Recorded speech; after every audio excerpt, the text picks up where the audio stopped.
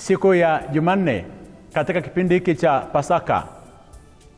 Karibu katika tafakari ya neno la Mwenyezi Mungu ambalo tunalipata kutoka katika Injili ya Yohane sura ya 6 aya ya 30 hadi ya 35.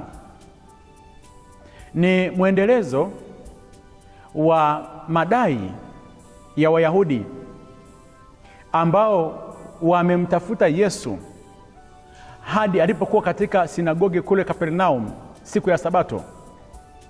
Wanamtafuta ili aweze kuwalisha mikate. Na Yesu anawaambia, si kwa sababu mliona ukuu wa Mwenyezi Mungu ukifanyika ndio maana mmenitafuta, kwa sababu mnatafuta chakula kile kinachoharibika. Na wao wakamwambia, unafanya kazi gani ya Mwenyezi Mungu ili tuweze kukuamini? Ndio madai ambayo wanampatia leo hii. Wanamwambia Yesu, unafanya ishara gani basi ili tuweze kukuamini? Kwa nini wanamwambia Yesu unafanya ishara? Kwa nini wanatafuta ishara kwa Yesu? Katika dini ya Kiyahudi waliamini kwamba Masihi wa Bwana atakayetoka mbinguni akija duniani, huyu yeye atafanya kama vile Musa alivyokuwa amefanya katika lile Agano la Kale. Yaani Musa aliyekuwa kiongozi wa wana wa Israeli, akiwa anawaongoza wana wa Israeli, alipoongea na Mwenyezi Mungu, Mwenyezi Mungu alileta mana. Yaani kuna chakula kilichoshuka kutoka mbinguni. Sasa chakula ambacho Yesu alikuwa amewapatia mwanzoni kabisa mwa Injili ya Yohane sura ya 6 hakikuwa chakula kilichoshuka kutoka mbinguni, bali alichukua mikate kutoka kwa kijana, ile mikate 5 na samaki 2, akamshukuru Mwenyezi Mungu. Wakaitana Wayahudi kutoka Yerusalemu na marabi kwamba kuna mtu anafanya miujiza. Kwa hiyo sasa hapa wanamletea swali la mtego kwamba unafanya ishara za namna gani kama Musa alivyokuwa amefanya kipindi kile ili tuweze kukuamini? Kwa hiyo wanamwekea swali la mtego kwamba fanya kitu ili tuweze kukuamini.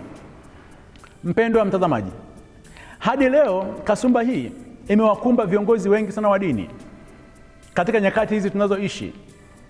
Yaani ili watu waweze kumwamini kwamba huyu kiongozi ametoka kwa Mwenyezi Mungu, watu wanataka afanye ishara na maajabu, afanye miujiza. Na katika kipengele hiki ndio maana watu wengi wanaingia kufanya miujiza hadi katika nguvu za giza ambazo si za Mwenyezi Mungu, lengo aweze kupata umati wa watu wanaomwamini. Yesu anaenda kinyume kabisa. Angekuwa ni mwenye mitizamo ya kipindi kama hiki, kweli angeagiza mkate kutoka mbinguni ishuke kama alivyofanya Musa. Ili kutotoa kilema hiki kwa waumini wake, Yesu anamwambia maneno haya. Anasema, sikilizeni, baba zenu walikula mana jangwani, kama vile ilivyoandikwa, aliwapa chakula cha mbinguni ili wale. Na Yesu anapozungumza maneno haya kwamba si Musa ndio aliyeshusha ile mikate, bali ni Mwenyezi Mungu ndio aliyetenda ile miujiza. Na akasema Mwenyezi Mungu katika kuweza kutenda miujiza hadi leo bado anaendelea kutenda miujiza hiyo hiyo. Yaani anatupatia chakula kila siku, na sasa chakula ambacho kimetoka mbinguni kuleta ulimwengu uzima, akasema kwamba ni Yesu mwenyewe. Na ndio maana basi alizaliwa Betlehemu. Betlehemu imetokana na maneno haya mawili, bet ambayo ni nyumba, afu lehemu nyumba ya mkate. Kwa hiyo yeye Yesu ameshuka kutoka mbinguni, amekuja ili aweze kuwa mkate wa ulimwengu mzima tuweze kumla. Akawaambia maneno haya, akasema kwamba mumwamini huyu ambaye ameshuka kutoka mbinguni. Msiamini juu ya miujiza, msiamini juu ya vitu vya kawaida hivi, tumwamini yeye ambaye ametoka mbinguni. Hawa Wayahudi walipoona hoja yao imeshindikana, wanafika hatua wanamwambia sasa Yesu, siku zote utupatie chakula hiki. Wananukuru hadi maandiko matakatifu, Zaburi ya 105 ile aya ya 40, wakasema siku zote utupatie chakula hiki. Ni kizazi cha ajabu sana. Unapotaka mambo yako ya kibinadamu ya kimwili yaweze kutokea, Unaweza mpaka ukaanza kunukuu vifungu vya Biblia ili akupatie kile unachokihitaji, na kumbe kile tunachokihitaji ni kwa ajili ya muda tu, hakidumu nasi katika safari ya maisha yetu.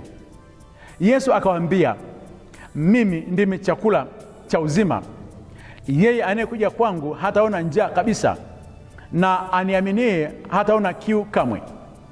Na kuanzia hapo akaanza kuwafundisha juu ya ukuu wa Ekaristi Takatifu, kwamba yeye ndiyo chakula cha uzima ambacho kimeshuka kutoka mbinguni, na kila siku anashuka katika misa takatifu, na kila siku anashuka katika neno lake, kwamba yeyote yule ambaye anampokea Yesu ndani mwake hatakuwa na njaa, hatakuwa na kiu. Hebu muamini Kristo kwamba yu mzima. Usimtafute Kristo kwa sababu ya mambo ya kidunia. Usitumie maandiko matakatifu kwa ajili ya faida yako. Kitendee kazi kile chakula ambacho kinadumu katika uzima wa milele, na usitake ishara na maajabu yafanyike katika kuweza kumwamini kwamba Yesu yupo pamoja na wewe, kwamba Yesu tenda miujiza ni kuamini. Yesu yupo. Wayahudi walivyotaka hicho akuwapatia, na hadi leo wale wote wanaotaka miujiza Yesu hawezi kutenda hicho, ila ukimwamini utapata yote. Akubariki na kulinda Mungu Mwenyezi, Baba na Mwana na Roho Mtakatifu. Amina.